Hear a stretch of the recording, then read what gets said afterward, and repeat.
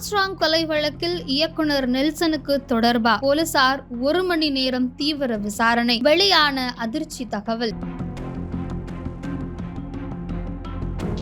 கடந்த ஜூலை 5ஆம் தேதி பகுஜன் சமாஜ் கட்சியினுடைய மாநில தலைவர் ஆம்ஸ்ட்ராங் தமிழகத்தில் சென்னையில் ஒரு பரபரப்பான நகரில் வெட்டி படுகொலை செய்யப்பட்டிருக்காரு. இது தொடர்பாக தற்போது வரை 28 பேர் கைது செய்யப்பட்டுள்ள நிலையில ஒருவர் போலீசாரால் சுட்டு கொலை செய்யப்பட்டிருக்கிறார். இன்னும் விசாரணை நீண்டு கொண்டு இருக்கிறது. ஒவ்வொரு நாளும் பல்வேறு திடுக்கிடக்கூடிய திருப்பம் விளைவிக்கக்கூடிய வகையில நபர்கள் கைது செய்யப்படுறாங்க. இவங்களுக்கெல்லாம் இந்த வழக்குல தொடர்பு இருக்கா அப்படிங்கிற மாதிரி அதிர்ச்சி அளிக்கக்கூடிய வகையில தான் கைது செய்யக்கூடிய ஒவ்வொரு நபர்களும் இருக்காங்க. தொடர்ந்து கைது நடவடிக்கைகளும் தொடர்ந்துகிட்டே தான் இருக்கு. யார் குற்றவாளி அப்படிங்கறத இன்னுமே அவங்களால ஐடென்டிஃபை பண்ண முடியல. தொடர்ந்து தேடிக்கொண்டே இருக்கிறார்கள். இந்த வழக்குல ரொம்ப முக்கியமான குற்றவாளியாக கருதப்பட்ட வழக்கறிஞர் அருள், சம்பவ செந்தில், சிங் ராஜா இவங்க எல்லாரையும் இன்னமும் வழக்கறிஞர் அருள் கைது செய்யப்பட்டாலும் இவர்கள் இருவரையும் இன்னும் போலீசார் தீவிரமாக தேடி வருகிறார்கள். குறிப்பாக இதுல சம்பவ செந்தில் வெளிநாடுகளில் பதுங்கி இருப்பதாகவும் அவருக்கு இங்கு இருக்கக்கூடிய யாரோ உதவி வருவதாகவும் அதே போல அவர் தொழில்நுட்பத்தை பயன்படுத்தி ட்ரேஸ் பண்ண முடியாத அளவுக்கு நம்பரை மாத்திட்டே இருப்பதாகவும் தகவல்கள் வெளிவந்த நிலையில போலீசார் சைபர் கிரைம் உதவியை நாடி சம்பவ செந்திலை பிடிக்கக்கூடிய முயற்சியில ரொம்பவே தீவிரமாக இறங்கி இருக்கிறார்கள். இந்த நிலையில தான் கடந்த சில வாரங்களாக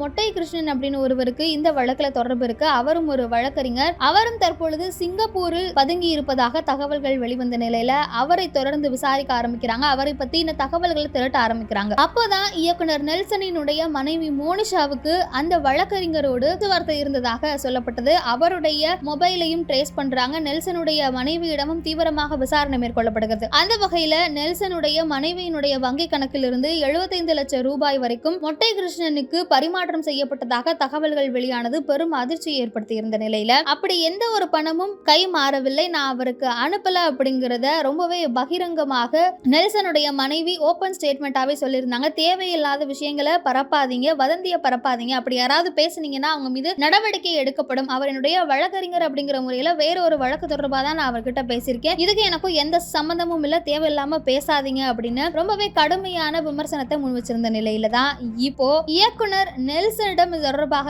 இன்று காலை போலீசார் 1 மணி நேரத்திற்கு மேலாக விசாரணைகளை மேற்கொண்டிருக்கின்றனர். அவருடைய மனைவி இந்த வழக்குக்கும் எனக்கும் எந்த தொடர்பும் இல்லை அப்படின்னு சொன்ன நிலையில வங்கி பரிமாற்றம் குறித்து வந்த செய்தி, அதை தொடர்ந்து இன்னுமே தீவிரமாக விசாரணை செய்து வருகிறார்கள். குறிப்பாக மொட்டை கிருஷ்ணன் சிங்கப்பூரில் பதுங்கி இருப்பதற்கு இவர் உதவி செய்கிறாரா அப்படிங்கிற கோணத்துல தொடர்ந்து போலீசார் தீவிர விசாரணை மேற்கொண்டு வரக்கூடிய நிலையில இயக்குனர் நெல்சனை இன்று காலையிலிருந்து போலீசார் 1 மணி நேரமாக விசாரித்திருக்கிறார்கள். இயக்குனர் நெல்சனை பொறுத்தவரைக்கும் நடிகர் விஜயை வைத்து பிரம்மாண்டமான படத்தையும் அதே போல நடிகர் ரஜினியை வைத்து ஜெயிலர் அப்படிங்கிற ஒரு மிகப்பெரிய வெற்றி படத்தையும் கொடுத்த தமிழ் சினிமாவில் இப்போதைக்கு ஒரு முக்கியமான இயக்குனராக வலம் வந்து கொண்டிருக்கிறார். அவருக்கு இந்த வழக்குல தொடர்பு இருக்கிறதாக பேசக்கூடிய செய்திகள் ரொம்பவே அதிர்ச்சி அளிக்கக்கூடியதாக இருக்கு. இருந்தாலும் அந்த விசாரணையினுடைய முடிவுல தான் என்ன தொடர்பு இருக்கிறதா, நெல்சனுடைய தரப்பு என்ன விளக்கம் அளிக்க போறாங்க அப்படிங்கறத பொறுத்திருந்து பார்க்கணும். இருந்தாலும் ஆம்ஸ்ட்ராங் கொலை தொடர்பாக ஒவ்வொரு நாளும் கைது செய்யப்படக்கூடியவர்களினுடைய பின்னணி குறித்த செய்தி பெரும் அதிர்ச்சி அளிக்கக்கூடியதாக இருக்கு.